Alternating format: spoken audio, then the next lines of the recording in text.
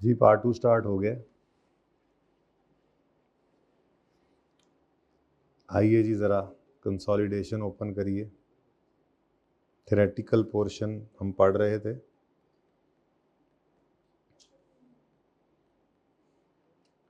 ये जो ऊपर है ना, इसको एक नज़र देख लीजिएगा, इसमें से कुछ बचा ही नहीं है ऐसा। असल में ये सारी एडजस्टमेंट्स हैं जिसको सीखा था हमने, ठीक है जी।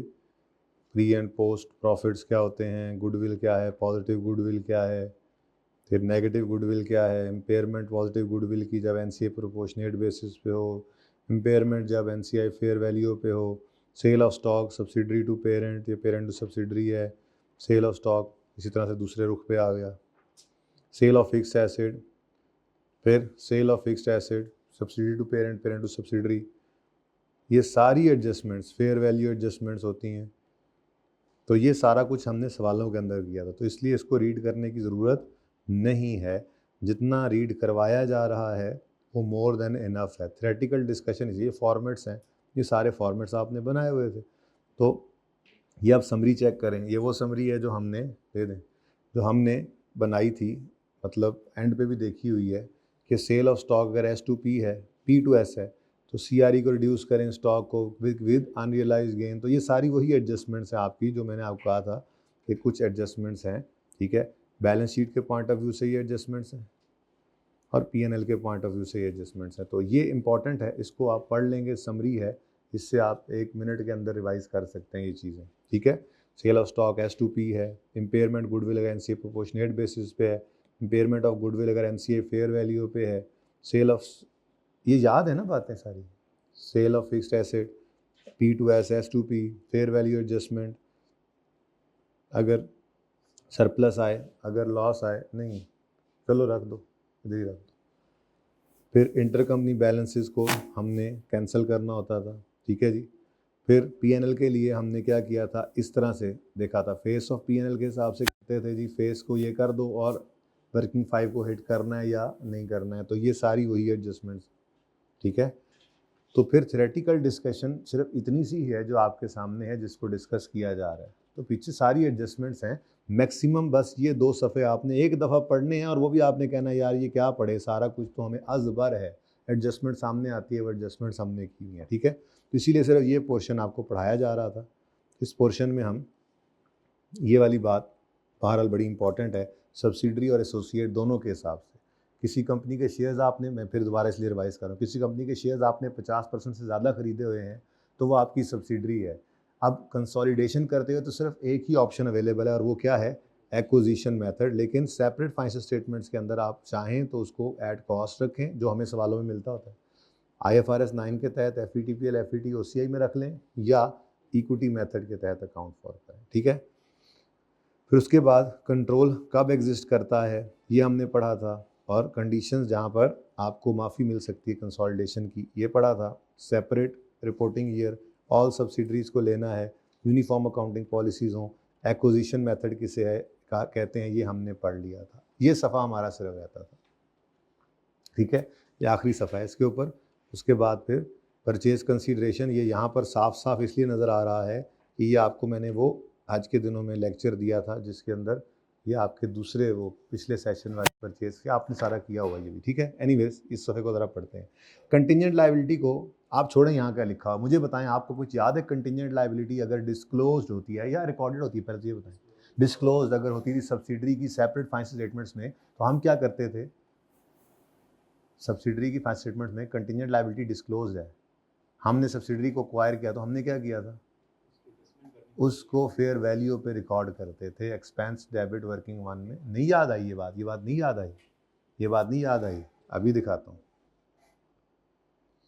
जो काम वाले आ गई, जो काम वाले सवाल के अंदर हमने किया था, बहरहाल चले मैं एंट्री कर देता हूँ।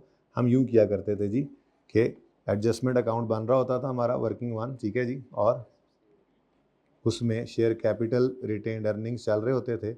और मिसाल के तौर पे सवाल में कहता था कि जी आपने एक सब्सिडरी एक्वायर की है जिसको एक्विजिशन के डेट पर जिसकी फाइनेंशियल स्टेटमेंट्स के अंदर डिस्क्लोज थी एक कंटिजेंट लायबिलिटी, तो आपने उसको कहा था कि जी हम उसको मैयर करेंगे as per IFRS 3 fair value पर।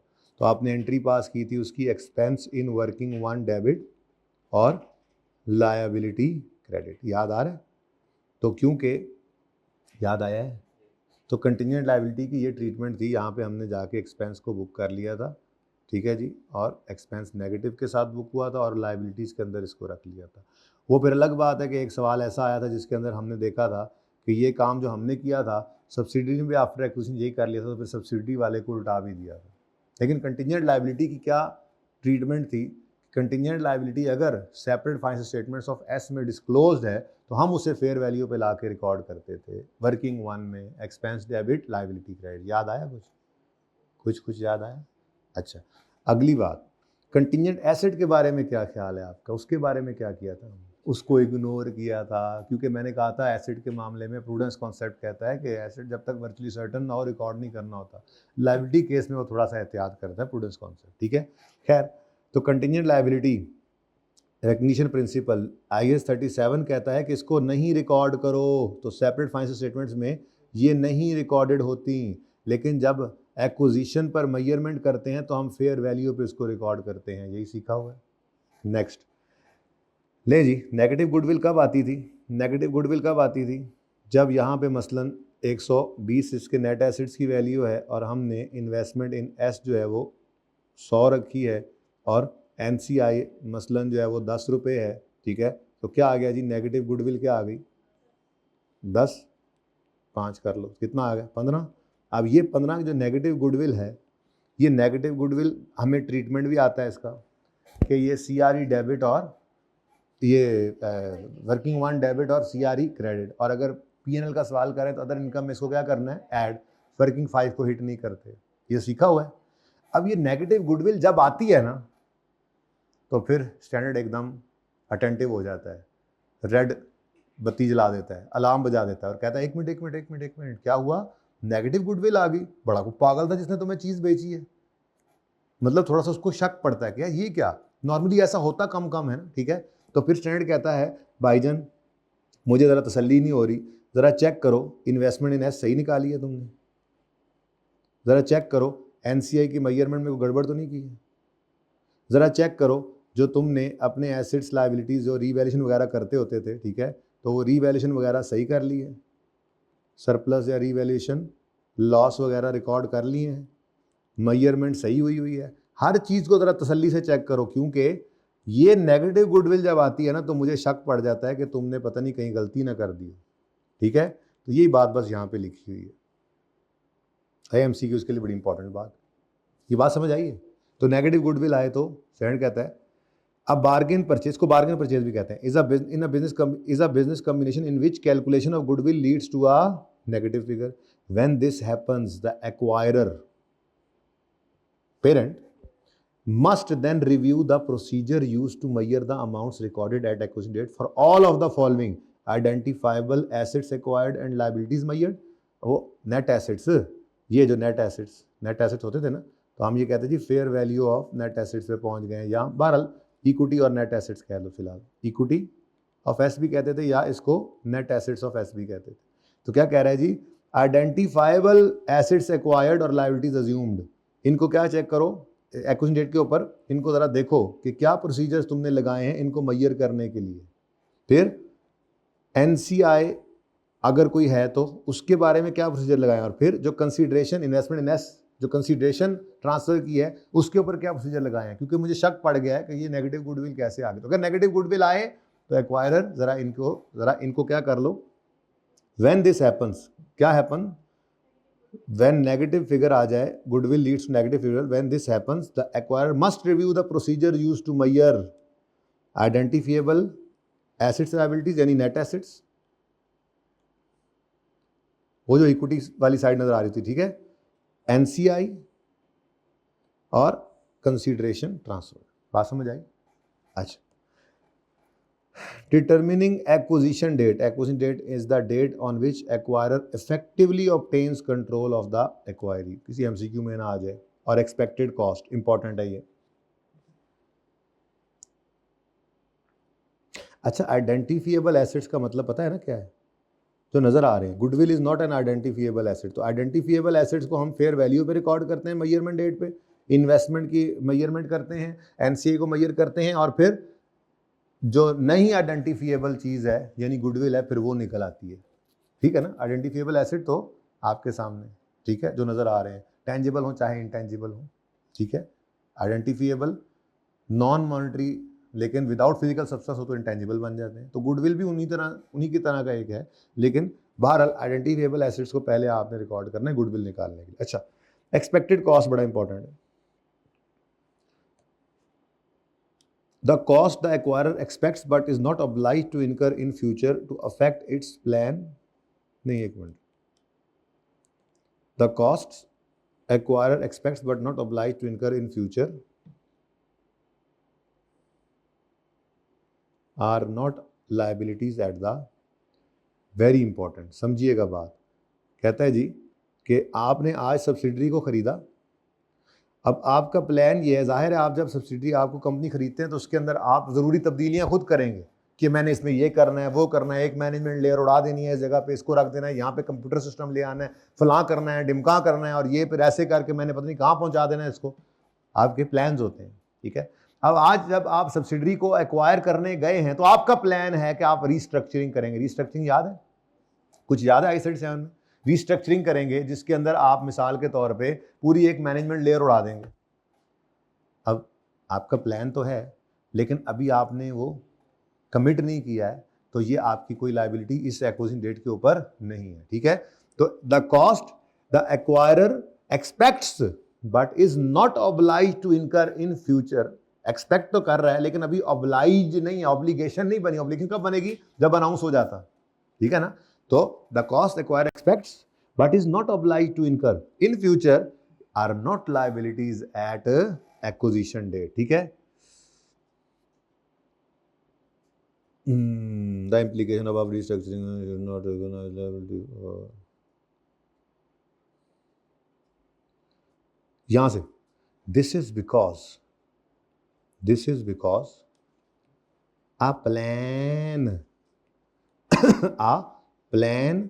to restructure. This is because a plan to restructure subsidiary after acquisition cannot be a liability. After acquisition तुमने restructure करना है ना, अभी तो नहीं ना किया हुआ, ठीक है। Therefore, a plan to restructure a subsidiary after acquisition cannot be a liability at the acquisition date. For these to be liability,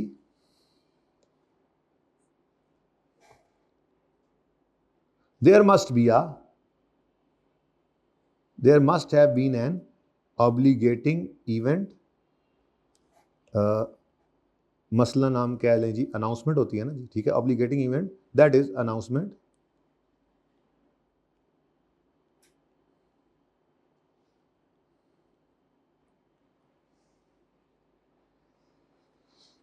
जुमला बढ़ गया, that is announcement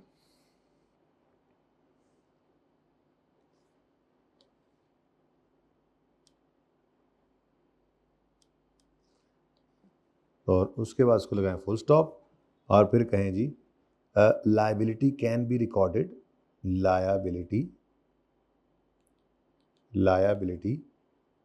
can be recorded, liability can be recorded if subsidiary,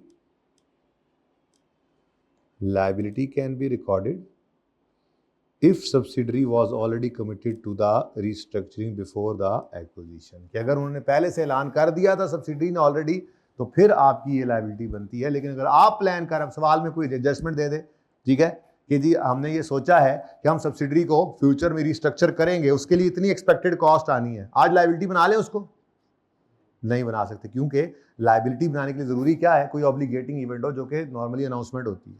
liability तब बन सकती थी अगर subsidiary already commit कर चुकी होती, ठीक है। अच्छा जी, डन जी।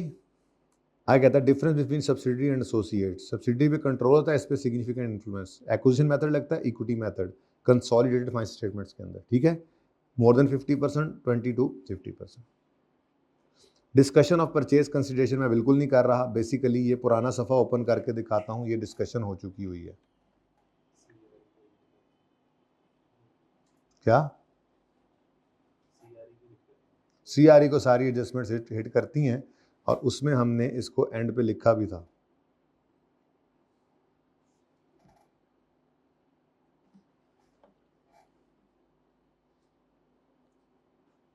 ये इस पेज की सारी एडजस्टमेंट सीआरई को हिट करेंगी आफ्टर एक्विजिशन वाली, ठीक है। और डेट ऑफ एक्विजिशन वाली तो वैसे ही कहाँ पे आती होती हैं, तो ये वही सफ़ा है जो आपकी क्लास के अंदर तैयार किया गया था, ठीक है जी। अच्छा, उसके बाद ये ओके, ठीक है। समरीज, अब different ways in which adjustment for sale of stock is tested, ठीक है। तो ये इस तरह की चीज़ें आपकी समरीज आपकी हेल्प के लिए हैं। ये सारे सवालों के अंदर आप देख चुके हुए हैं, तसल्ली से इसको बेशक देख लीजिएगा, ठीक है। ज़रूरत कोई नहीं है वैसे इनको देखने की, और रिवीजन प्लान के अंदर डाल दिया गया है जो चीज़ आपने दोबारा पढ़ी। तो ये जो थ्योरी पढ़ाई है आपको, ये इंपॉर्टेंट थी, ये पढ़नी ज़रूरी, इससे एमसीक्यूज बनते हैं। तो डिविडेंड बैलेंस शीट के अंदर question 12 A B C D और ई, याद आ रहा है question 12 A B C D E, ठीक है, ये वही सवाल है। और डिविडेंड ऑफ पी साथ ही डिस्कस किया था। और इनकम स्टेटमेंट के अंदर एस के डिविडेंड का यही सिनेरियो था, अगर पी ने रिकॉर्ड कर लिया हुआ है तो फिर डिडक्ट करेंगे पी की अदर इनकम में से, और रिकॉर्ड किया हो तो शो भी करते हैं, जिस तरह से हमने ट्रीट किया हुआ है इनको, ठीक है। ये फिर वही आपकी समरीज हैं, ठीक है। और कॉन्सेप्ट बिल्डिंग्स क्वेश्चन आ गए। अब एमसीक्यूज की तरफ आ जाते हैं ज़रा। ये वो एक्सपेक्टेड कॉस्ट जो भी आपको नज़र आ रहा था, ये यहाँ पर आपको आसान अल्फाज में लिख कर दिया गया। Cost acquire expects but not apply to incur, ठीक है जी। Implication of work for restructuring cost is that acquirer should not record a liability for cost of restructuring और for any cost expected to be incurred as result of acquisition including future losses because plan to restructure can not be a liability. तो वही वाली बात यहाँ पर आपको ज़रा आसान अल्फाज में लिख कर दी गई है, ठीक है। सबसे आखिरी सफ़ा इस चैप्टर का। फिर नेगेटिव गुडविल आए तो क्या करना है, ये वो जो बातें मैंने आपको पढ़ाई हैं, तो ये वही वाली बातें यहाँ पे इंपॉर्टेंट है थ्योरेटिकल पॉइंट ऑफ व्यू से, जो यहाँ पर लिखी हैं स्लाइड्स की फॉर्म में, आसान करके लिखा गया। अगर नेगेटिव गुडविल आ जाए तो भाईजान फिर मस्ट रिव्यू क्या करना है, आइडेंटिफिएबल एसेट एक्वायर्ड लायबिलिटी के इनको मैयर कैसे कर रहे हो, एनसीआई को कैसे कर रहे हो, और इन्वेस्टमेंट इन एस को। एक्विजिशन मेथड क्या है कि डिटरमिन करो एक्विजिशन डेट को, सारे एसेट्स लायबिलिटीज को रिकॉर्ड करो और गुडविल या गेन ऑन बार्गेन परचेज निकालो। All subsidiaries to be included uniform policies, वो पढ़ के आ रहे हैं सारा कुछ, ये वही रिपीट यहाँ पर हुआ है, ठीक है। ये इंपॉर्टेंट थ्योरी, कंडीशनल पेरेंट को रिक्वायर्ड नहीं है और सरकमस्टेंस कंट्रोल एग्जिस्ट करता है, और एग्जिस्टेंस ऑफ कंट्रोल, तो वही वाली बातें आपको नज़र आ रही हैं। ये इंपॉर्टेंट है एमसीक्यूज के पॉइंट ऑफ व्यू से, ठीक है जी। आ जाइए ज़रा फिर एमसीक्यूज पे, ओपन कर लें।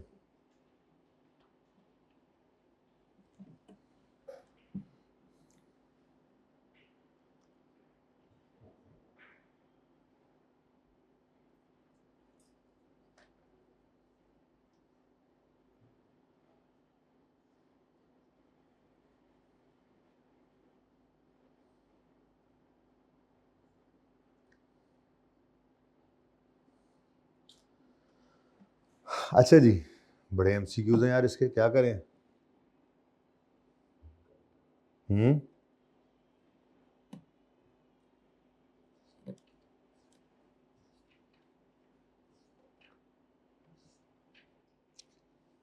37 वाले कराता हूँ, सुनो, ये साथ साथ करते हैं थोड़े थोड़े करके, ठीक है ना। तो बल्कि इनमें से मैं आपको रिवीजन प्लान वाले करा देता हूँ। ओपन करें जी रिवीजन प्लान, किसी के पास पड़ा हुआ है इस वक्त, ओपन करें, वरना मुझे ओपन करना पड़ेगा, जल्दी करें।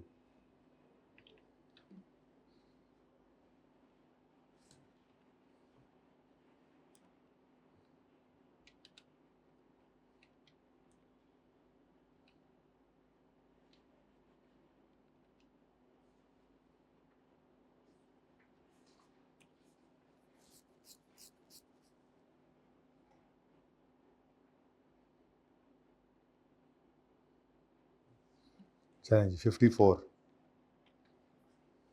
वैसे एमसीक्यूज बहुत ज़्यादा हैं, थोड़े कम चांसेस होते हैं, आ भी जाते हैं वैसे भारत। 54 देखें जी।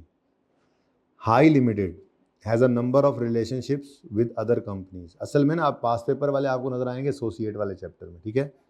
इन which of the following relationships High Limited necessarily a parent. Fall Limited has 50,000 non voting and 1 lakh voting equity shares in issue with each share receiving same dividend. High Limited owns all of Fall Limited non-voting shares and 40,000 of its. तो 40,000 voting वाले हैं, तो फिर पहले case के अंदर तो क्या कह रहा है वो, क्या कह रहा था ऊपर, in which of the following condition High Limited necessarily the parent, तो इसमें तो पेरेंट नहीं है क्योंकि वोटिंग शेयर्स का 50% या उससे 50% से ऊपर, 50% तो जॉइंट वेंचर होता है, 50% से ऊपर अगर एक्वायर कर रहा है तो ये पेरेंट बनेगा, कंट्रोलिंग एंटिटी बनेगा, ठीक है। फिर हाई लिमिटेड ने 49% शेयर्स इक्विटी मिडल लिमिटेड के एक्वायर किए हुए हैं और 52% इसके नॉन रिडीमेबल प्रेफरेंस शेयर्स हैं। As a result of these investment High Limited receives variable return Middle Limited. अच्छा, वैसे इस वजह से तो नहीं कि उसने 52% उसके इररिडीमेबल प्रेफरेंस शेयर इशू किए हैं, लेकिन 49% का मतलब आपको बताया था कि डिफेक्टो कंट्रोल आ जाता है कि ये तो मुमकिन नहीं है ना कि 1% भी कोई आपके साथ नहीं मिलेगा, तो इसलिए डिफेक्टो कंट्रोल आ जाता है। तो सिर्फ 2 के अंदर जो है वो डिफेक्टो कंट्रोल, तो 2 के अंदर क्या है जी, आप कंट्रोलिंग है, तो सिर्फ बी इसका ऑप्शन, ठीक है जी, सही है। इसी समझ आई। तो कोशिश यही करूंगा कि ये इस तरह के एमसीक्यूज जो हमने पढ़े थे, ठीक है, तो थ्योरी पढ़ी है जो, उसको देख ले जी। 53 consolidated financial statements are presented on the basis of that the companies within the group are treated as if they are a single economic entity। सही है, सही कह रहा है। Which two of the following are requirements of preparing consolidated financial statements? All subsidiaries must adopt accounting policies of parent in their individual, नहीं, individual नहीं, sorry यार, ऐसे नहीं, गलत बात ना करो। Subsidiaries with activities which are substantially different from activities of other members of group should not be consolidated। नहीं, ऐसी तो कोई बात नहीं थी, बल्कि उसने तो कहा था कोई माफ़ी नहीं है, सारी सब्सिडरीज को लेना है। अभी पढ़ा था ना, ये कुछ दिन पहले पढ़ा था जरा थ्योरी में, कि सारी सब्सिडरीज को लेना है, कोई एक्सेप्शन नहीं है कि जी इधर वो गर्म इलाके में, ठंडे इलाके में वो बर्फ़ बनाती है तो ये आग बनाती है, तो कोई ऐसा कोई चक्कर नहीं है, ठीक है ना, कोई ऐसी एक्सेप्शन नहीं है, सबको कंसोलिडेट करना है, ठीक है। All assets and liabilities of subsidiary should be included eight fair value. सही कह रहे हैं, ये तो सही कह रहे हैं। फेयर वैल्यू पे लाना ना, जिनकी फेयर वैल्यू नहीं होती थी उनको फेयर वैल्यू पे लाते थे। वो कहता था ना कि सारे बुक वैल्यू फेयर वैल्यू के बराबर एक्सेप्ट ये फॉलोइंग, तो जो एक्सेप्ट होते थे उनको फेयर वैल्यू पे लाते थे कंसोलिडेशन, एक्विजिशन के दिन खड़े होकर कंसोलिडेशन करते हो, ठीक है। URP unrealised profit within group must be eliminated from consolidated financial. बिल्कुल ठीक फरमा रहे हैं जी आप, तो सी और D is the correct option, ठीक है। उसके बाद जी 52 Which of the following is not condition which must be met for parent to be exempt from producing consolidated financial statements? कौन सी ऐसी कंडीशन है जो नॉट अ कंडीशन, कौन सी ऐसी कंडीशन नहीं है, पहले यूं कर लेते हैं।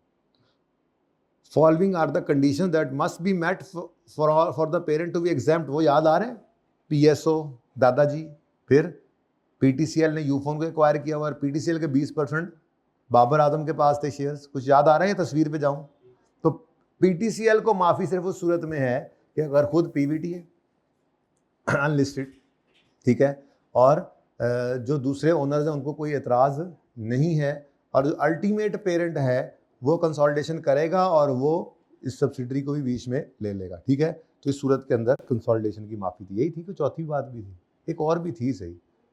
एनीवेज पढ़ते हैं, समझ आ जाएगी इंशाल्लाह। The activities of subsidiary are significantly different to rest of the, ऐसी बात दूर से नजर आ रहा है कि जो हमने नहीं पढ़ी उसमें, याद है, ऐसी कोई बात पढ़ी हुई है। Ultimate parent produces consolidated finance that comply with IFRS, सही कह रहा है। पेरेंट्स डेट और इक्विटी आर नॉट ट्रेडेड, सही है। Parent itself is a wholly owned, और यह अगर पार्टली ओन्ड है तो फिर दूसरे बाबर आजम को कोई एतराज नहीं है। तो ये तीनों तो शर्तें हैं, उसने कहा था कौन सी नहीं है, तो ए नहीं है। तो सिर्फ आपको बता रहा हूं कि कंसोलिडेशन आपकी मुकम्मल तैयार है, तो फिर एमसीक्यूज भी तो तैयार ही है ना, वो कैसे नहीं तैयार होंगे, ठीक है। तो ये सारे फटाफट कर लेते हैं, कोई नहीं। 49, बाकी अगर दिल कर तो बेशक करिएगा। 49 Which two of the following statements are correct when preparing consolidated financial statements? A subsidiary cannot be consolidated unless it prepares financial statements to the same reporting date as the parent। जाहिर सी बात है जी, जब तक आपको same नहीं बना लेगी, ठीक है, सब्सिडरी नहीं नहीं नहीं नहीं, ये तो ऐसे कह रहा है वो सब्सिडरी, वो कह रहा है which two of the following are correct when preparing, तो कहता है subsidiary can not be consolidated मेरे ख्याल में तो हमने पढ़ा था कैन बी कंसोलिडेटेड, अगर वो कोई पहली बात उन्होंने कहा था कि साथ मिला लो तो अच्छा है, साथ ना मिलाओ तो इंटरिम पीरियड के अंदर जो मूवमेंट है वो बता दो, लेकिन 3 महीने से ज़्यादा ना हो। तो लंबी कहानी तो उसने लिखी ही नहीं हुई, बस सीधे ही कह दिया subsidiary can not be consolidated unless it prepares a financial statement to the same reporting. तो भाई कैन बी कंसोलिडेटेड उस सूरत में कंसोलिडेट हो सकती है, ये गलत बात लिखी है, ठीक है, ये करेक्ट नहीं है, क्योंकि इसमें सूरत है मौजूद, कंसोलिडेट हो सकती है, अगर वो सेम पीरियड पे नहीं है तो उस इंटरिम पीरियड को कर ले अगर अकाउंट हो। आगे कहते हैं A subsidiary with different reporting date may prepare additional statement up to the group reporting। सही कह रहा है ये, लेकिन उसके साथ पूरी बात अभी भी इसने नहीं की, तीन महीने वाली बात करता तो अच्छा होता। खैर, A subsidiary's financial statement can be included in consolidated if the gap between parent and subsidiary dates नहीं 3 months था। तो छोटी छोटी बातें MCQ में आ जाती हैं, पढ़ी हुई हैं, लेकिन तो इसीलिए एंड में पढ़ लिया था कि ये पढ़ना जरूरी था, वरना बाकी सब कुछ आपने वो कहीं से नहीं पढ़ा, हमने वो सारा करके देखा था हमने सवालों में, ठीक है। When a subsidiary's financial statements are drawn up to a different reporting date from those of parent, adjustment should be made for significant transitional event। सही कह रहा है जी, तो ये B और D, ठीक है। 33 पे आ जाए।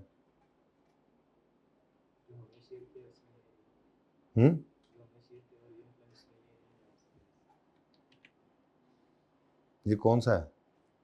ये पुराना तो नहीं उठा लिया मैंने? अगस्त 26 का ही है। नहीं, मैंने दोबारा वो हो गया भाई, नया वाला भी दोबारा हो गया हुआ है, और पोर्टल पे भी चेक करें भाई, वसीम को जल्दी से बुलाएं। ये भाई दोबारा से नए वाला शेयर हो चुका है, आप पता नहीं कहाँ पे स्लीप रहे हैं। वो पुराना तो पुरानी बात हो गई है, नया आ चुका हुआ है। ये आपको शेयर किया, पहले आपको शेयर किया, फिर मैंने अपने पास शेयर किया। इससे पहले तो मैंने यहाँ पे सिस्टम में खोला ही कभी नहीं, पहले आपको शेयर किया, ये फिर इधर वन नोट पे। तो इंशाल्लाह आपको भी नज़र आ जाता है, वो मेंशन कर देंगे, बल्कि दोबारा भेज देंगे, ठीक है।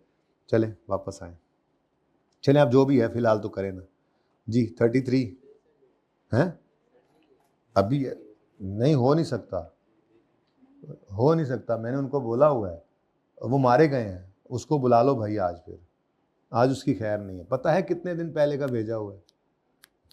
मैं आपको बताता हूँ, मैं आपको डेट बताता हूँ, ये तो फिर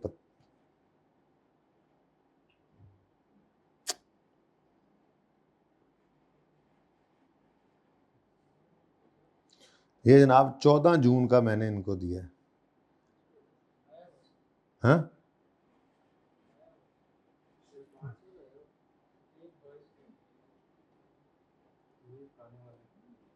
ठहर जाओ भाई,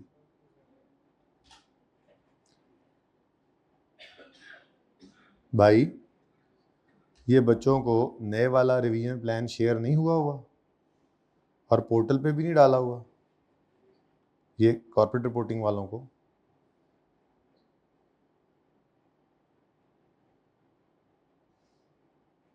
बोलो, थोड़ी सी ज्यादती नहीं फिर तो। चलें जी, आ रहा है, आया जाए फिर गौरी, कोई नहीं, रिवीजन तो आपने 12 अभी शुरू करनी है, ठीक है भाई। ये फौरन से पहले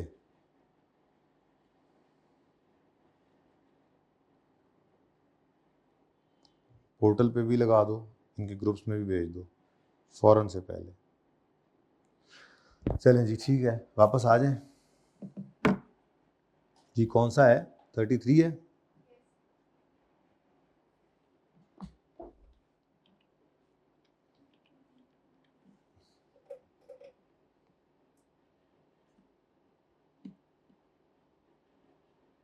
Which of the following would result in an unrealized profit within group scenario?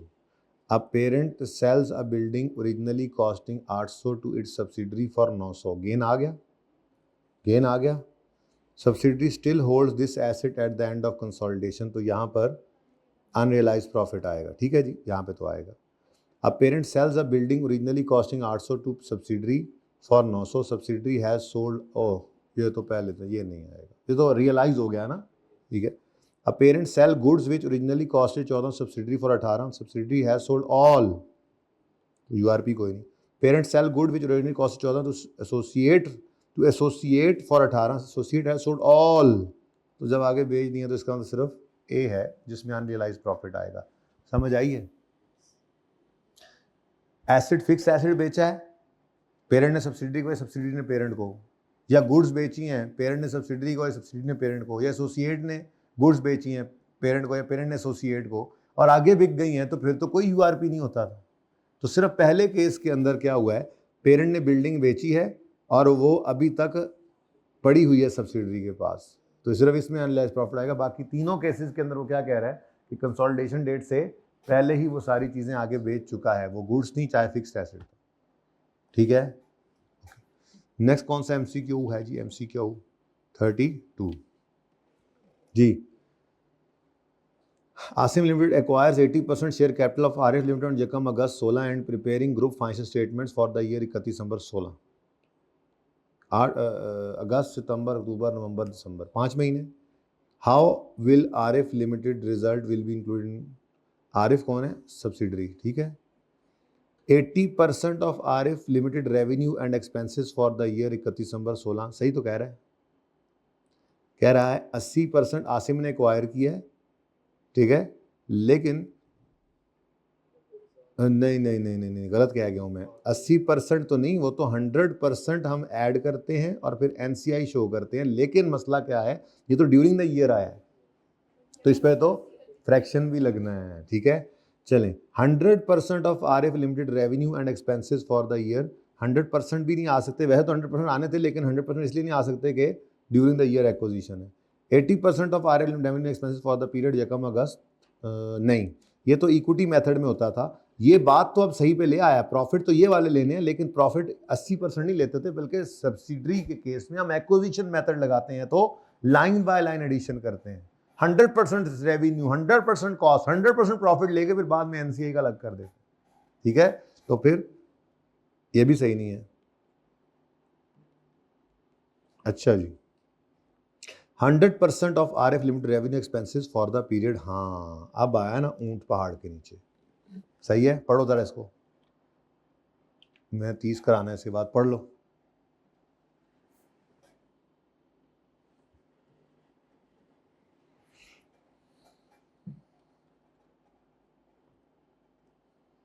ठीक है, चलें आगे। अच्छा जी, 30 अबरिश acquired 80% of Shazim on Jekam July 12 in post acquisition period.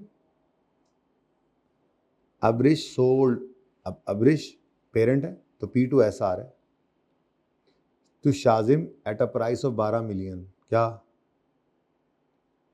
Sold goods. अच्छा, these goods had costed Abrish limited 9 million, तो 12 से 9 3 million का profit है, मार्जिन मार्कअप निकल सकता है।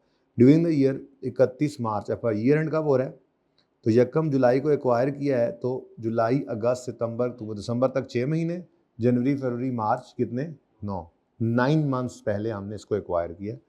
शाजिम limited had sold 10 million at cost to Shazim, at cost कौन सी है शाजिम को, ये 12, इसमें से 10 बिक गई, तो बाकी 2 कितने की, जितने की भी बेची हमें उससे क्या लेना देना, हमारे लिए तो आपस की सेल यूँ होती थी ना। इसने बाहर से खरीदा 9 का, आगे बेचा 12 का, ठीक है, इस 12 में से 10 इसने आगे बेच लिया है, बस, यानी यूं करते थे हम, सोल्ड है क्या जी, P2S बोलो, सोल्ड 12, उसने जितने खरीदा वो बाद में देखते हैं, सोल्ड 12, अनसोल्ड एस के पास कितना पड़ा है, 2, और अनसोल्ड पे जो प्रॉफिट है, अब वो निकालने के लिए आपके पास मार्जिन नहीं है, मार्कअप मार्जिन नहीं है, तो कुछ करना तो पड़ेगा। अब यहां से हमने फिर निकालना होता था, याद कि 12 माइनस 9, 3 मिलियन का इसने प्रॉफिट कमाया, मार्कअप या मार्जिन, क्या पसंद करोगे, मार्जिन, तो सेल से डिवाइड कर दो, इंटू 100 क्या आता है, 25% मार्जिन। अब 100 क्या होगा जी, सेल, तो ये 100 है, और कॉस्ट कितनी बनती है, 75, तो प्रॉफिट कितना बना, आंसर बताओ, 0.5। ठीक है, अच्छा, how will this effect group cost of sale in consolidated comprehensive income अब इसके बारे में उसने सिर्फ किसकी बात की है जी, कॉस्ट ऑफ सेल की। खैर हमने क्या कहा था जी, वैसे तो हम यूँ कहते थे कि ये 12 का क्या करना है जी, 12 को आप डिडक्ट कर दें, sales deduct 12 from sale and cost of cell.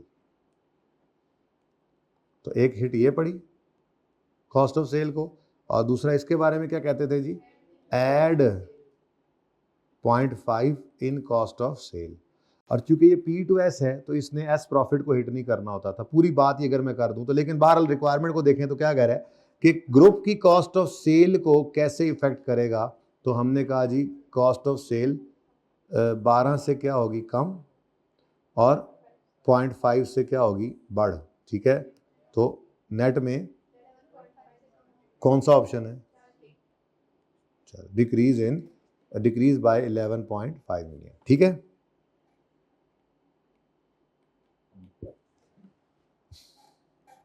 Next कौन सा है जी, 30 के बाद 28 है। यार ये तो बहुत कैलकुलेशन है, देखो जरा कर सकते हो फटाफट देखो, ये एमसीक्यू करके छुट्टी होनी है, थोड़े से ही हैं वैसे तो। क्या रह गया 28 के बाद, 4 एमसीक्यू रह गए, फिर आइस 28 के भी कर लेंगे, बस छुट्टी कर लेंगे। नया तो नहीं ना सिखा रहा, देखो जी 28 ऑन जकम अप्रैल 17 रियासत limited acquired 116 of फरासत limited. 116 million क्या 116 मिलियन, समझ नहीं आ रही क्या 116 मिलियन क्या। ठीक है जी, तो बहरहाल 116 million फरासत limited, 145 million ordinary shares for immediate cash payment. अच्छा जी, तो 145 मिलियन शेयर्स में से 116 मिलियन शेयर्स ने एक्वायर किए हैं, कैश पेमेंट 210 मिलियन की है, और ये इशू किए गए हैं, साथ में उसने इशू किए हैं at par 1 for every 200 shares, लेकिन क्या 10% रुपीज 100 लोन नोट्स। तो कुछ कैश ले लो, कुछ डिबेंचर्स ले लो, ये वो केस है।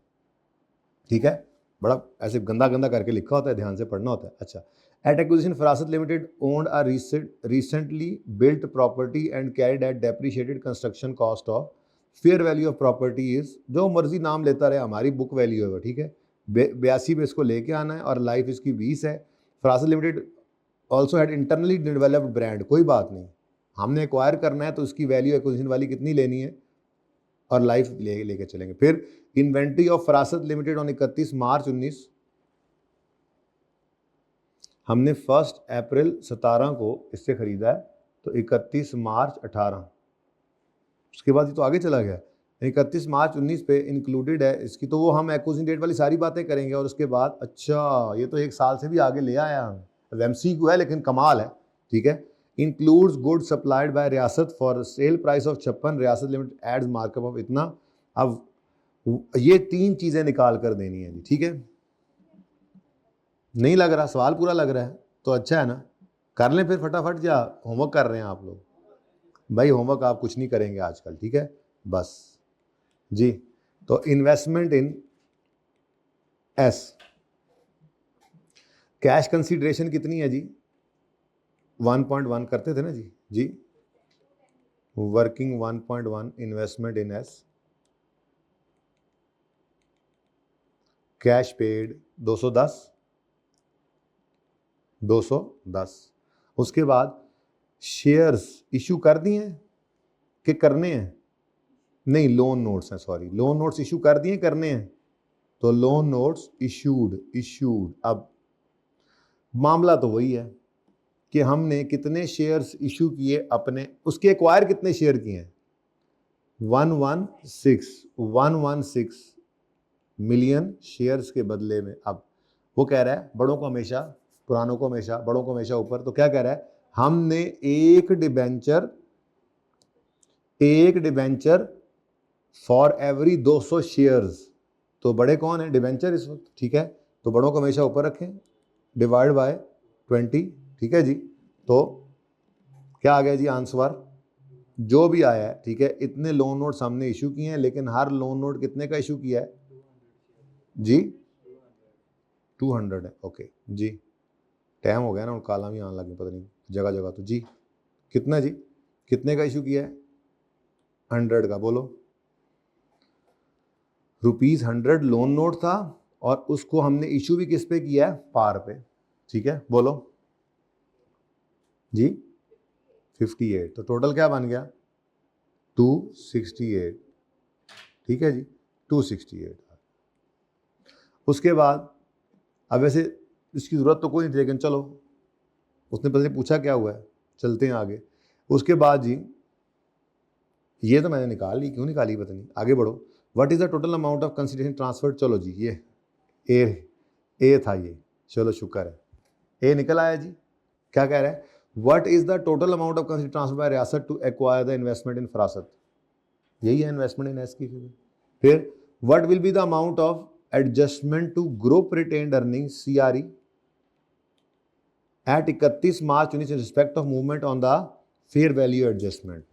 अच्छा, अब फेयर वैल्यू में क्या क्या चीजें पड़ी थी फेयर वैल्यू एडजस्टमेंट में? नंबर 1 बताओ, एक्विजिशन डेट पे क्या हुआ था जी? एट एक्विजिशन डेट 62 से 82 पे लेके जाना है, तो हमने कहा था जी PPE डेबिट और सरप्लस इन वर्किंग 1 क्रेडिट। अब 62 से 82 है ना? यस, कितना बना? 20। ओके डन, ये एक्विजिशन डेट पे हो गया। अब PPE बढ़ रहा है तो डेप्रिसिएशन भी बढ़ाओ, डेप्शन बढ़ाओगे तो ये किसके एसेट्स हैं? बोलो, सब्सिडरी के। तो फिर इनको SRE टाइप, ठीक है, तो SRE में इसको डेबिट करना है और PPE को क्रेडिट करना है। अब अगला मसला आया कि 20 को डिवाइड किससे करें? तो लाइफ गिवन है सवाल में कितनी जी? 20 साल। अच्छा, अब एक्विजिशन है 1 अप्रैल 17 को, 31 मार्च 18 1 साल और 31 मार्च 19 2 साल। ठीक है, तो डेट ऑफ एक्विजिशन से कंसोलिडेट 20 डिवाइड बाई 20 इंटू 2 कितना? 2। ठीक हो गया जी। उसके बाद उसने क्या बोला जी? साथ ही इसके पास उसने कहा जी एक इंटरनल लिमिटेड ब्रांड भी था, तो 0 से 25 पे आया। इनटेंजिबल 25 माइनस 0 25 और सरप्लस इन वर्किंग 1। लेकिन मुझे उसने गुडविल शुडविल नहीं कही मेरे ख्याल से। बहरहाल इंटेंजिबल बढ़ा है तो एमोर्टाइजेशन भी बढ़ेगी, ये भी SRE में, और इंटेंजिबल एसेट क्रेडिट। अब यहाँ पर भी मसला वही है, 25 डिवाइडेड बाय लाइफ कितनी बताई है उसने? 10 इंटू अगेन 2 जी 5 और 5। ठीक है, अब वो क्या कहता है? पार्ट बी में कहता है what will be the amount of adjustment to CRE at 31 March 19 in respect of movement on fair value adjustments. CRE के अंदर ये लोन नोट्स का कोई इंटरेस्ट शायद आ जाए तो आ जाए।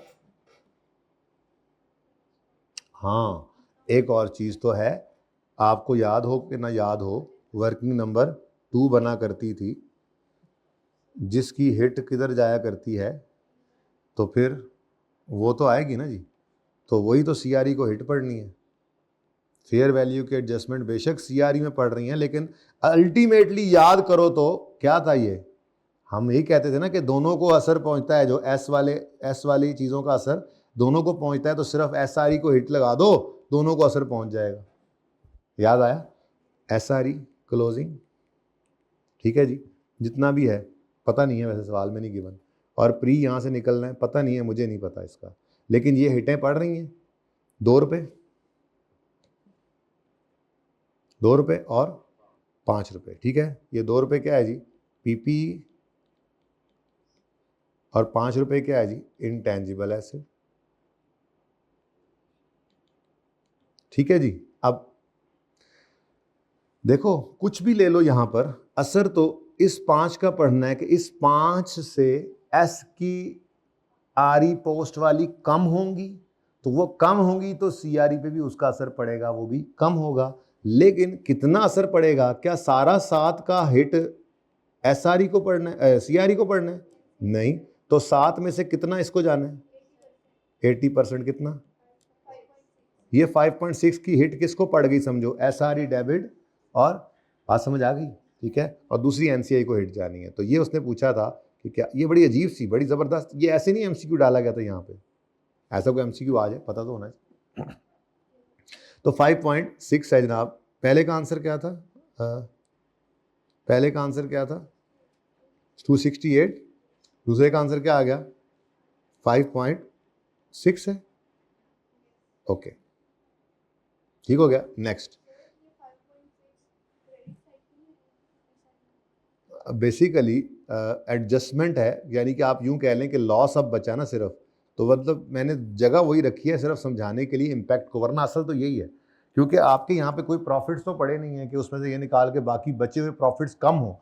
असल में तो प्रॉफिट्स की कमी हिट करती है ना उसको। लेकिन अगर आप बिल्कुल कॉन्सेप्चुअली बात देखें तो सही कह रहे हैं, 7 अगर उधर पड़ा है तो ये 7 का नुकसान इसने प्रॉफिट को कम किया है, तो वो डेबिट साइड पे नहीं नजर, क्रेडिट साइड में नजर आना चाहिए। ठीक है, तो असल तो यही है।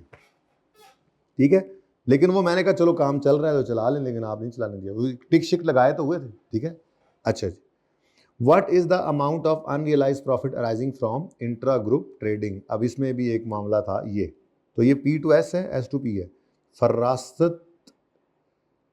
फरासत नहीं, इन्वेंट्री ऑफ फरासत में पड़ी है गुड्स सप्लाइड बाय रियासत। तो रियासत कौन था? तो P2S है। कहाँ पे करें, यहाँ पे करें, P2S। अब वो कह रहा है जी सोल्ड, उसने कहा जी सोल्ड का कोई पता नहीं है। हाँ, अनसोल्ड है। एस के पास कितना स्टॉक पड़ा है?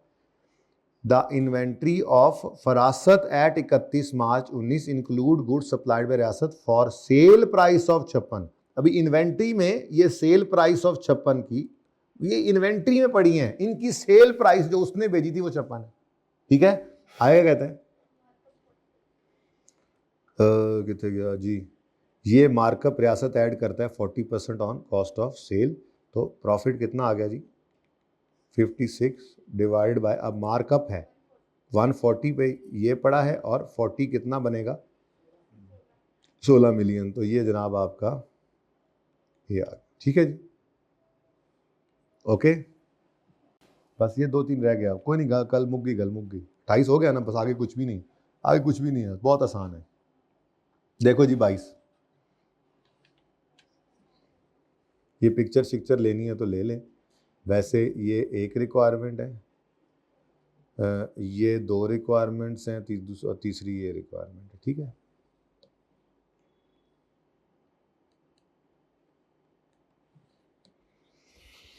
हाँ जी, कौन सा है नेक्स्ट?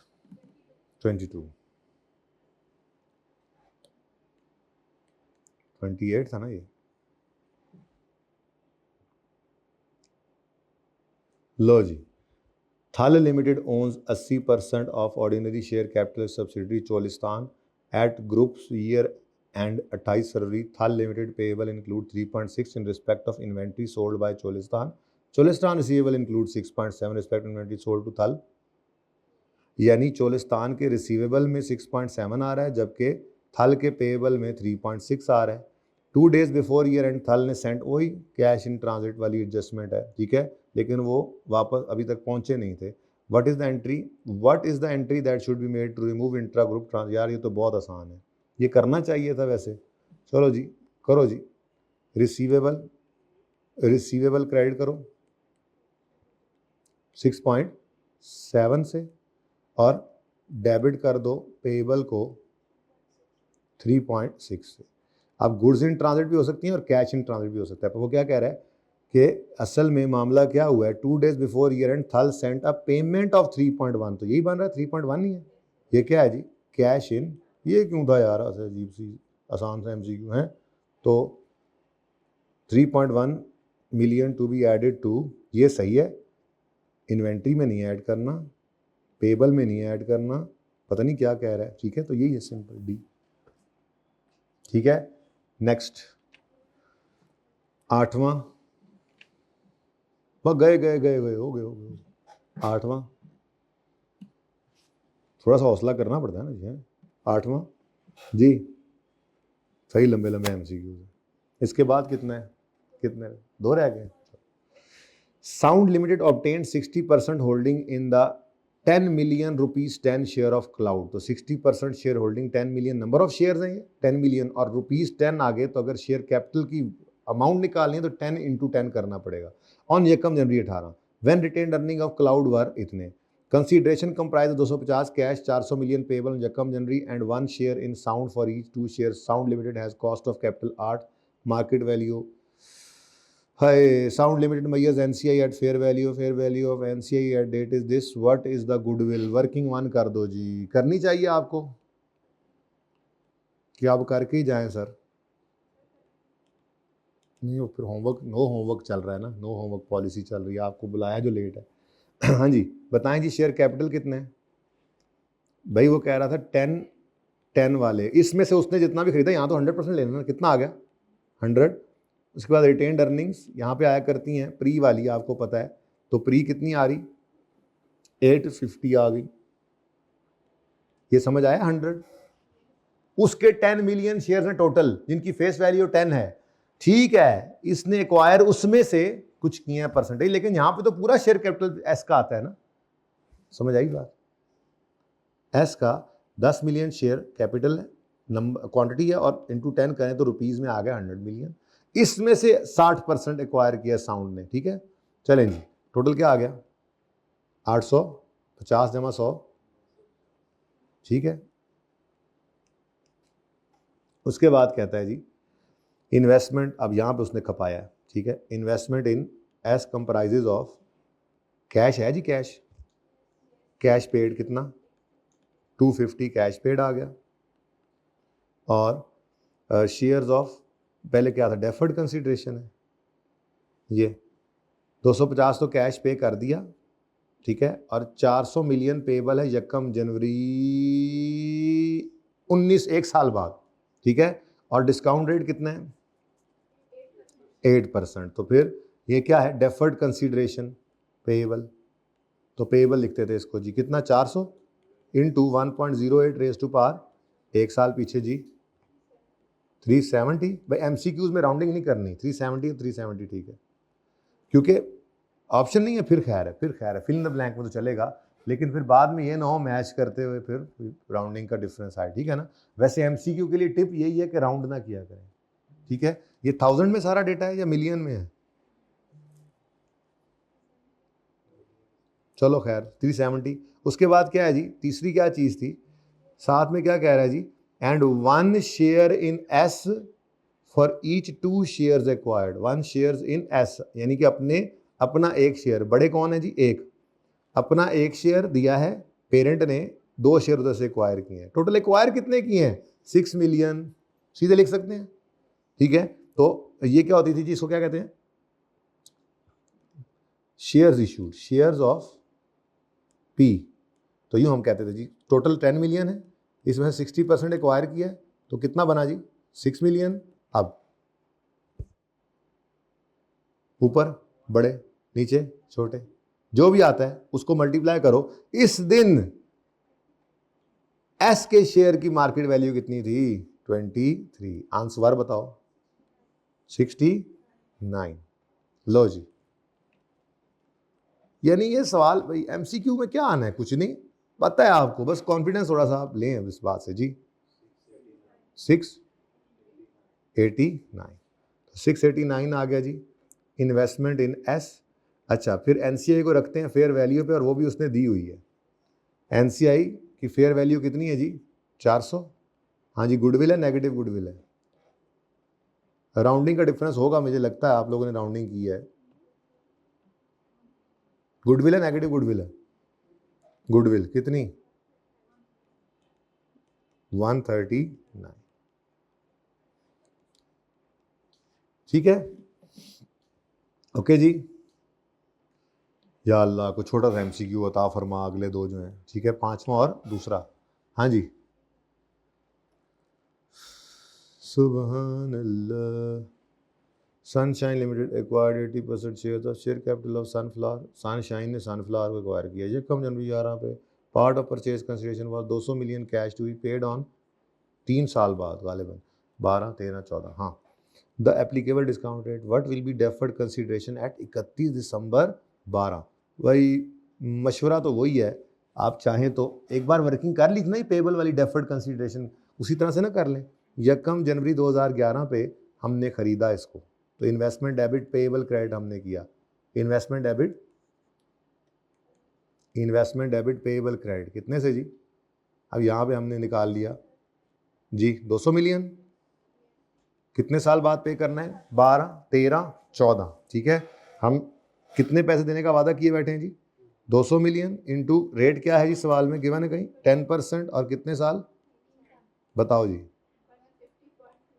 150 पॉइंट। अब यहाँ पे ऑप्शंस होंगे ना, तभी आप 26 पे आ गए। अच्छा, उसके बाद 31 दिसंबर 2011 आया इंटरेस्ट। अच्छा, वैसे उसने क्या कहा है यार? वैसे आप लोग तगड़े हो चुके हैं, आप ऐसा तो नहीं करें ना, आप हैं क्या ख्याल है? आप तो डायरेक्ट जंप करके आ सकते हैं। क्या मतलब? ठीक है, पेबल जो है इसमें इंटरेस्ट ऐड होगा, कैरिंग अमाउंट आएगी, फिर उसके बाद भाई आपको तो फ़ायदा उठाना चाहिए ना। जब आपको एक चीज़ आ गई है, पता लग चुकी है, 31 दिसंबर 2012 पर इंटरेस्ट भी ऐड होगा, और फिर जो आती है 31 दिसंबर 12 पे कैरिंग अमाउंट, वो तो आप डायरेक्ट निकालना जानते हैं, कैलकुलेटर पे निकालें और बस कहानी खत्म। तो वही 200 जो 31 यकम जनवरी 11 पे खड़े होकर 3 साल दूर था, तो 31 दिसंबर 12 और 13 पे 1 साल पीछे रह गया। ठीक है, कितना? 181.8। बेटा 2 साल जंप कर रहा है ना ये, 31 दिसंबर 11 और 12। समझ आती है? क्या आंसर है जी? देखो जरा जाके, है 181 पॉइंट, यही वाला डी सही है। तो डायरेक्ट आए, डायरेक्ट, लेकिन राउंडिंग ना करें बस, वरना एग्जैक्ट मैच नहीं होगा। ये समझ आई है? वो हमने फ्रिक 1 वाला कॉन्सेप्ट लगा के यहाँ पे अपना टाइम बचाया एमसीक्यू के अंदर। ठीक है जी, नंबर 2 पहुंच। चलें, अब ये आप होमवर्क में कर लेना। ठीक है, चलो, क्या याद करोगे? नहीं यार, करके ही जाते हैं। ऑन 1 अप्रैल 2010, आपने करना कोई नहीं होमवर्क, एक्स्ट्रा क्लास पढ़ाई है तो बस आप आ जाया करो। ठीक है ना? जब extra class, Golden limited acquire 75% civil limit equity shares means of share exchange and additional amount payable 1 April that was contingent upon contingent आ गया at the date of acquisition. Fair value contingent consider 4.2 है। Entry होगी इसकी investment in S debit और payable credit, fair value पे record हो गई, date of acquisition पे। ठीक है जी, जी कितना? 4.2। ये 1 अप्रैल 11 को था। ठीक है, और नहीं 1 अप्रैल 10 को, जिस दिन हमने इसको एक्वायर किया। ठीक है, अब 1 अप्रैल 11 को हमने ये पे करना था, लेकिन 31 मार्च 11, एक दिन पहले, ठीक है, पता लग गया कि अमाउंट जो है वो सिर्फ होगी कितनी? 2.7। अब जब हम 31 मार्च पे आएंगे तो 31 मार्च पर हमने क्या करना है जी? वर्सेस वाली कैलकुलेशन हमने कहना है जी 4.2 पे हमारा मौजूद है ये पेएबल, वो कह रहा है 2 पॉइंट, तो 4.2 से 2.7 पे ले जाना है, तो पेएबल क्या होगा? बढ़ेगा या कम होगा? भाई कम होगा। और इसको हिट किस पे करा देना होता है? सीआरई को जी, 1 से 5। अच्छा जी, next, how should Golden limit account for this 1.5। अच्छा, 1.5 करके देता है इन 5 स्टेटमेंट्स एट 31 मार्च। तो अकाउंट फॉर ऐसे करेंगे, पेएबल डेबिट करके सीआरई को क्रेडिट करेंगे, debit current liabilities, credit goodwill नहीं, डेबिट रिटेन्ड अर्निंग्स नहीं, डेबिट गुडविल नहीं, डेबिट करंट लायबिलिटीज यानी पेएबल, और क्रेडिट रिटेन्ड अर्निंग्स। हाँ, रिटेन्ड अर्निंग, ये ठीक है जी, ठीक है। तो D is the correct option. ठीक है, मेरे ख्याल में काफ़ी है आज के लिए। ठीक है, ज़िंदगी अगर रही तो कल मुलाकात होगी 10:15 बजे। कोशिश करूँगा मैं क्लास ख़त्म कर लूँ पिछली, आप लोगों को 10:30, 10:35, 40 तक मैक्सिमम शुरू कर दूँ। ठीक है जी, ओके, अल्लाह हाफ़िज़।